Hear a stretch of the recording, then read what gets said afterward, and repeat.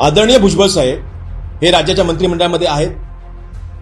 मागे 2024 मध्ये होते, महाविकास आघाडीमध्ये होते, तेव्हाही ते होते. अंतरावली सराटीमध्ये काही प्रकार घडला असेल आणि त्यांच्याबद्दल त्याच्याकडे जर माहिती असेल, भुजबळ साहेबांकडे जर माहिती असेल, तर भुजबळ साहेबांनी ही माहिती राज्याच्या गृहमंत्र्याकडे द्यावी ना, चौकशी करावी ना. तुम्ही एक राज्याचे मंत्री आहात. मंत्री हा एका समाजासाठी असतो का? नसतो. तुम्ही म्हणाले की मी ओबीसी समाजाचा म्हणून मंत्री, चुकीचा आहात. तुम्हाला येवल्याच्या लोकांनी निवडून दिलं म्हणून तुम्ही आमदार बनलात आणि आमदार बनलात म्हणून तुम्हाला त्या ठिकाणी तुमच्या पक्षाच्या वतीने राज्यामध्ये मंत्री केलं गेलं.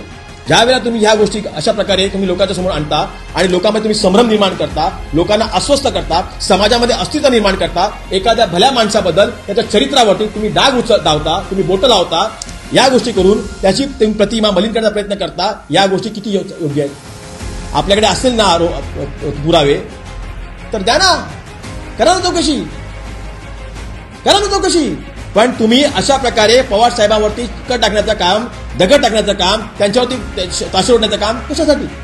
स्वतःच्या राजकीय फायद्यासाठी.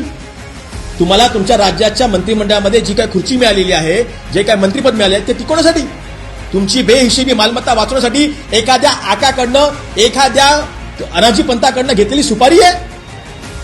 मी आज महाराष्ट्र टाइम्स आणि आपल्या सर्व या पत्रकारांच्या माध्यमातून ठाम आरोप करतो की छगन भुजबळ साहेब जे काय पवार साहेबांबद्दल बोलतायत हे फक्त आणि फक्त एका राजकीय स्वार्थासाठी, स्वतःची बेहिशेबी मालमत्ता वाचवण्यासाठी फडणवीस किंवा त्यांच्या मंत्रिमंडळातल्या असलेल्या मुख्यमंत्र्यांकडनं आणि त्यांच्या सहकार्याकडनं घेतलेली सुपारी आहे, जेणेकरून आज पवार साहेबांवरती या पद्धतीने भुजबळ साहेब टीका करतायत. माझा आरोप आहे.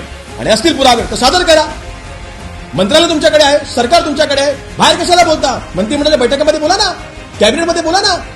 ओबीसी असल्याचा फायदा घ्यायचा, गैरफायदा घेऊ नये. आम्ही पण ओबीसी आहोत हे लक्षात ठेवून चला. एवढं उत्तर तुम्हाला भुजबळ साहेब आज इथून देतो.